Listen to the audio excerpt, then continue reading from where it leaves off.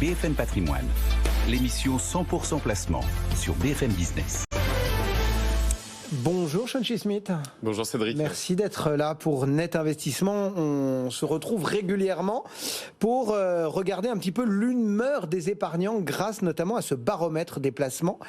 Chaque fois, bien évidemment, vos ordinateurs vous dégagent une thématique différente. Quelle est celle qui domine cette fois-ci ? Alors aujourd'hui Cédric, on va parler de l'immobilier défiscalisant, un sujet qui est très médiatisé. Qui revient souvent. Hein. Qui revient assez souvent. Preuve que les Français gardent... Exactement, et pour le coup ça fait partie des sujets qu'on va évoquer, mais c'est un sujet effectivement qui est très médiatisé ces derniers mois puisque c'est une classe d'actifs qui est directement corrélée et impactée par la hausse des taux d'intérêt.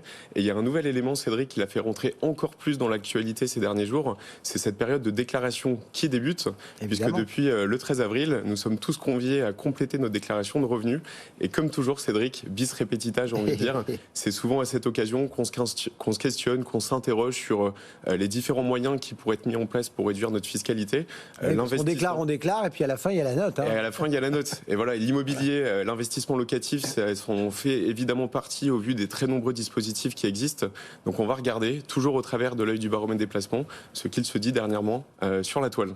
Alors, vous avez pris l'habitude de nous proposer quelques chiffres clés qui illustrent la thématique. Alors, quels sont-ils ? Alors, effectivement, quelques chiffres, et je vous préviens en amont, pour le coup, Cédric, je ne vais pas être annonciateur de très très bonnes nouvelles. Bon. Pour le coup, on va faire avec. Ouais, c'est ça. Alors le premier chiffre, 376 000, ça c'est le nombre de logements mis en chantier en 2022. Alors derrière ce chiffre, il y a un double enseignement que nous pourrions en tirer.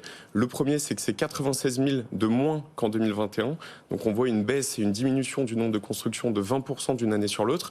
Et le deuxième, c'est que ce chiffre, il est finalement très éloigné des besoins, puisque si l'on s'en tient à une récente étude qui a été menée par l'ESCP Junior Conseil, il faudrait construire 450 000 logements par an pendant 10 ans pour que l'offre et la demande puissent se rééquilibrer, car on sait qu'il y a un vrai sujet en France autour du manque de logements, notamment dans les fameuses zones tendues, en raison d'une part, mais bon, dans une moindre mesure, de la croissance démographique, mais surtout en raison de l'explosion du nombre des familles monoparentales.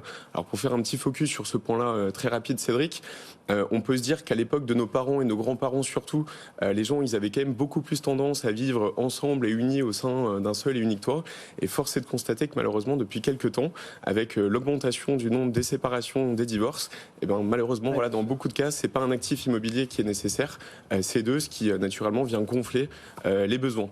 Donc voilà pour ce premier chiffre. Le deuxième, moins 26%, ça c'est la baisse des ventes d'immobilier neuf en France en 2022 sur le seul segment des investisseurs. C'est la Fédération des promoteurs immobiliers qui nous annonce ce chiffre.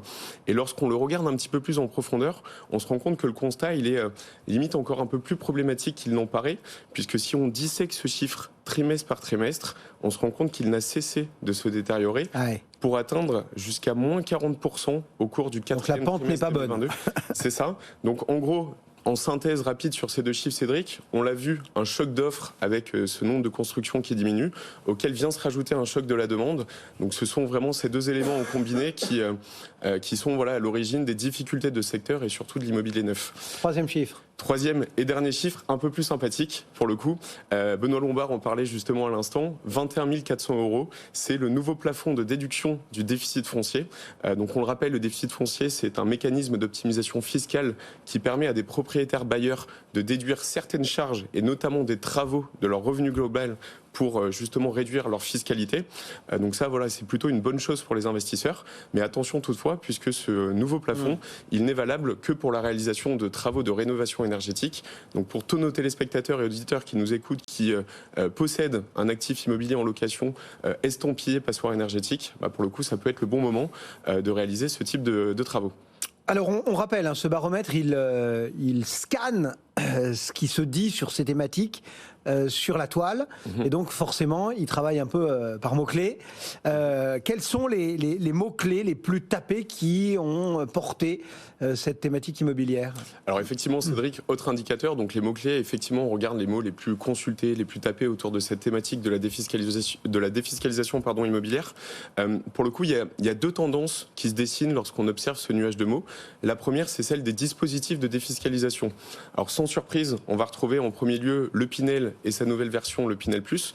Mais ce qui est quand même aussi assez intéressant à remarquer, c'est que comparativement à l'année dernière, on remarque une vraie montée en puissance des dispositifs de réhabilitation d'immobilier anciens, avec les mentions loi Malraux, monument historique et le fameux déficit foncier qu'on évoquait à l'instant.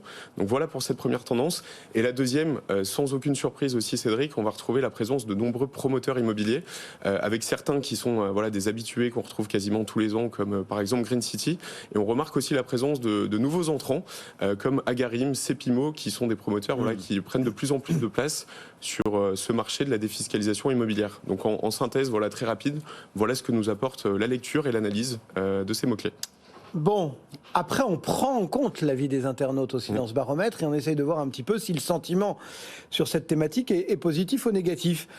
Là, on a vu avec les chiffres clés qu'il n'y avait pas que des bonnes nouvelles, etc. Du coup, les Français, les épargnants, ils sont quoi, plutôt favorables ou défavorables à l'IMO ? Alors pour le coup, les avis restent plutôt positifs. 61% des avis recensés par le baromètre des placements sont positifs à l'égard de cette thématique. En revanche, là où vous avez complètement raison, c'est que si on compare ces chiffres à l'année dernière, on remarque une forte baisse, puisque l'année dernière, c'était plus de 90% d'avis positifs à l'égard de cette thématique. Maintenant, je ne pense pas que le sentiment des Français il est diamétralement changé à l'égard de cette thématique. Quand on regarde les enquêtes d'opinion, on se rend compte que les Français ils sont toujours partants pour défiscaliser, toujours partants pour investir dans l'immobilier locatif. En revanche, là où le bas blesse, Cédric, je pense que c'est plus sur le financement, puisque c'est bien beau de vouloir investir et de trouver les dispositifs intéressants. Encore faut-il trouver un financement. Et dans le contexte que l'on traverse, avec des conditions d'octroi de prêt qui se durcissent, des taux qui augmentent, malheureusement, ça devient de plus en plus compliqué pour de nombreux Français. Le baromètre des placements défendus, cette fois encore, par Chauncey Schmitt. Merci, Chauncey, d'être venu nous voir. Avec plaisir, Cédric. Pour netinvestissement.fr.